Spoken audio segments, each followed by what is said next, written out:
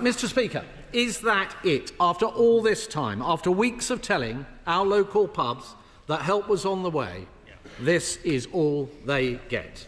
A temporary sticking plaster that will only delay the pain for a few, while thousands of businesses despair as their bills skyrocket. The Labour Party's manifesto, Mr. Speaker, promised to completely replace the business rates system. They said they would create a system which levels the playing field for our high streets and supports entrepreneurship and investment. Well, we're waiting, Mr. Speaker, because so far what we have seen is the exact opposite of what our local businesses were promised. Business rates soaring across the board. Pubs, which despite the temporary relief announced today, will still end up in time with bills over 70% higher than they are today. The Federation of Small Businesses have calculated that for a typical medium shop or restaurant with a rateable value of around £50,000, their business rates will increase by 71% over the coming years. Hotels, Mr. Speaker, it is over 100%. Our ministers expect them to be grateful for some temporary relief, tweaks to multipliers and changes to licensing. Mr. Speaker, we on this side of the House have been clear. Support must be permanent. We have to cut business rates for our high streets to give certainty to local businesses. And it must be far wider than what the government has announced today. Not just pubs, but the whole of the retail, hospitality and leisure sectors, which bring life to our high streets and town centres. We, on this side of the House, would introduce not just temporary reductions in rates, but completely abolish business rates for thousands of pubs, shops and restaurants across our country. That's exactly what's needed. These huge tax rises we are seeing from this government are a choice, Mr. Speaker. It does not have to be this way. The government have chosen to increase spending by vast amounts, including on the benefits bill. A benefits giveaway of over £3 billion at the budget to abolish the two-child cap. These choices are why bills are going up, why businesses are going under, why jobs are being lost and why our high streets are being hollowed out. And let's not forget, Mr. Speaker, that this is not an isolated issue. Businesses are having to shoulder not just business rate rises, but a long list of other burdens being piled on by a government who simply do not understand how businesses work. Many of those facing the highest increases in their business rates were among the worst impacted by the Chancellor's jobs tax.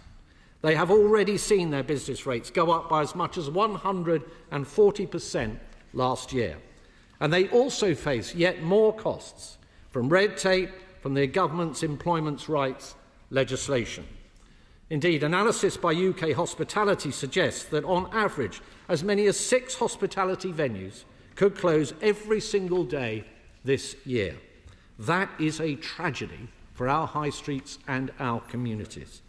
And it is also a tragedy, Mr. Speaker, for our young people, many of whom look for their first job in the local pub or the coffee shop and who will find those jobs simply do not exist anymore.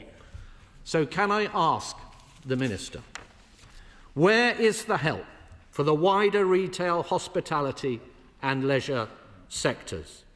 Does what has been announced today include gastropubs, pubs with hotel rooms, bars, nightclubs and private clubs?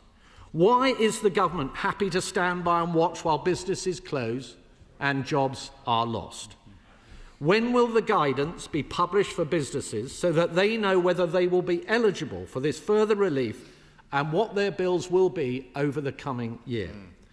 Why did ministers not come forward with this relief for pubs at the time of the budget, when they knew the level of increases many businesses were facing? There is no new information, Mr. Speaker, that has been provided between the time of the budget and this statement this afternoon. And can he confirm that because this relief was not accounted for at the budget, today's announcement will need to be paid for through yet more borrowing. Mr. Speaker, the government has proved today that either they do not understand the damage they are doing or they do not care. Today's announcement is far too little, far too late. Yeah. Apologies again, Mr. Speaker. It won't happen again. So, look, I appreciate that. But when the deputy's in the chair, I expect the same respect. When she says, time up, you do accept that ruling. She felt that you weren't stopping in time. So I don't want to get into it now. I will be speaking with the Chief Whip later, Minister. It is just not credible at all, Mr. Speaker, to hear the Shadow Chancellor say that he would do things like scrap business rates. What did they do over the 14 years that they were in power? They kept business rates in place. They didn't reform the system. They introduced year after year of temporary reliefs that didn't work and that didn't last. 7,000 pubs closed under their watch in communities up and down the country, and they expect this House to believe that they were just getting round to it. Well, we don't believe it, and we won't stand for it. Instead, on this side of the House, we will get on with the work, Mr. Speaker, of making sure that we can get our public finances in order, getting borrowing down, and continuing to support businesses as far as we reasonably can with our £4.3 billion of support. He asked about the guidance. The guidance will be published today. I hope it has been published already, but if not, it will come very soon. Bills will be landing in the inboxes and doormats of businesses across the country in the coming weeks and will reflect the changes that have been announced today. Yes, this will be scored in the usual way at the budget. And he talks of borrowing.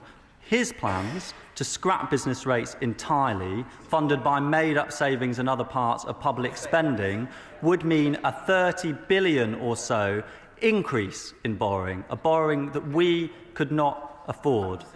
Mr. Speaker, we have, on this side of the House, set out significant plans today to support pubs, to support those businesses that are the heart of our high street and have been affected by the particular way that they are valued. And as I said in my statement, pubs' business rates valuations are not the same as the rest of hospitality, which are valued on their bricks and mortar, whereas pubs are valued on their takings. And industry bodies have highlighted concerns with how the costs are accounted for in this methodology, and the government does want to look at that more closely. That's why we're launching the review and why we've come forward with a significant package of support for pubs today.